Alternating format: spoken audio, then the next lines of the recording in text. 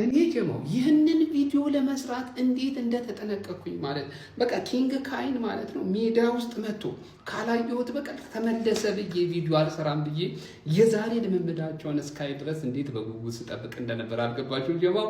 ለማንኛውም ኪንግ ካይ ዛሬ ኦፊሻሊ ተመልሶልናል ጀማው። እንግዲህ እኔ በአርሰናል ቤት እጅግ ከምወዳቸው የምሬ ነው የምላችሁ በጣም ከምወዳቸው ተጫዋቾች ውስጥ እንግዲህ ግንባር ቀደም ከሆኑት ውስጥ አንዱ ካይ ሃቨርት ነው ማለት እኔ በቃ አልበገር ባይነቱ አልሸነፍ ባይነቱ ታታሪነቱ እንደዛ እየተጠላ እየተሰደበ የሚጫወትበት የሚጋደልበት መንገድ በጣም ያስገርመኛል ጀማው ከምነግራችሁ በላይ ማለት ነው።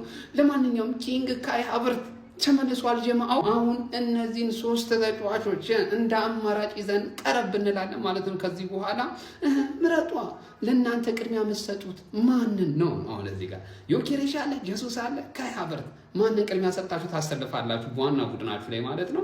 አርቴታን ብትጠይቁት ከሶስቱም ማለት ነው 3 ጊዜ ካይ ሃቨርት ነው የሚላችሁ ሶስቱንም ማለት ነው ጀማው። እኔ ይመቸኛል ነው ብላችሁ ለማንኛውም ዌልካም ካይ ሃቨርት በሉት ጀማው። ይመቻችሁ።